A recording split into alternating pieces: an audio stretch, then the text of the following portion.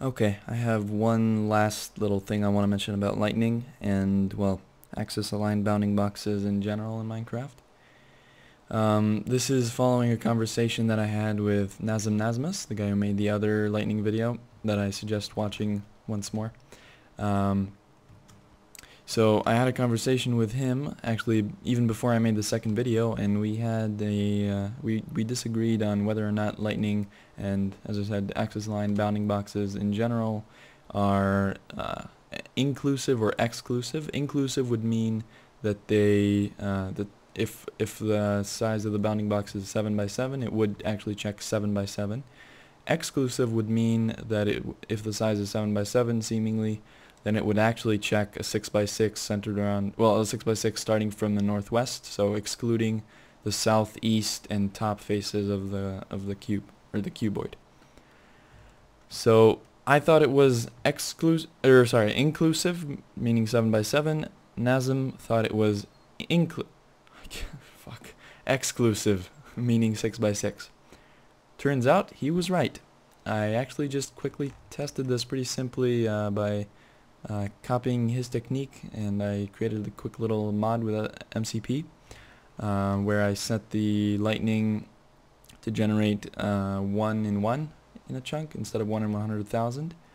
And I also made it, unlike Nazem, I also had a little Boolean check to see if the entity that lightning is trying to hit is a player, and if it is, to cancel the lightning. Or not cancel it, just not add players to the list, same as it doesn't add entities that don't see full skylight access, as I've explained before.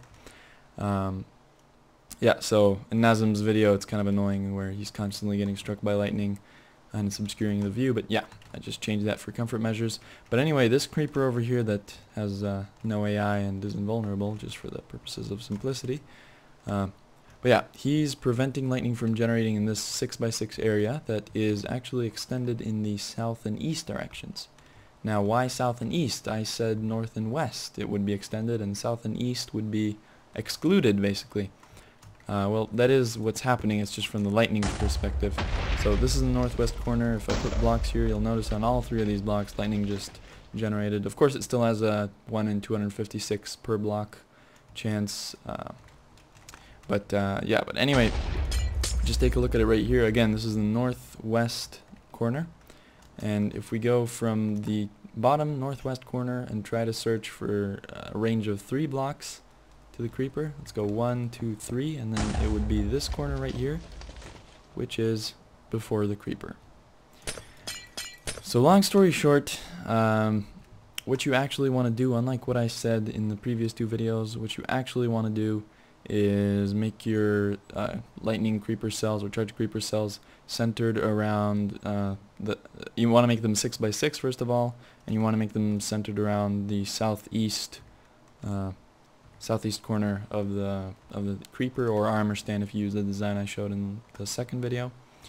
And of course you want to tile them with 6 by 6 or with 6 blocks apart from each other instead of 7 blocks apart from each other.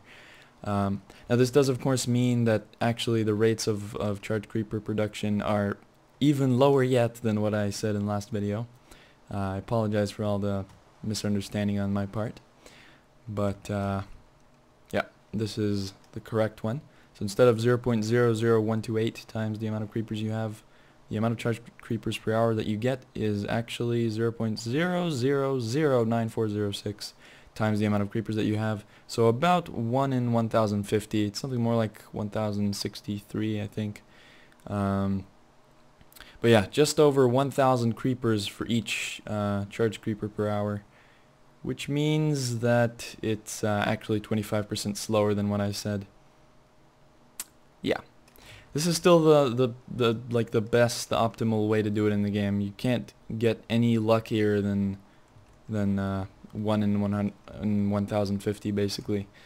So yeah, thanks for watching. I'm sorry for the confusion. Hope you enjoyed nonetheless, and I will see you next time.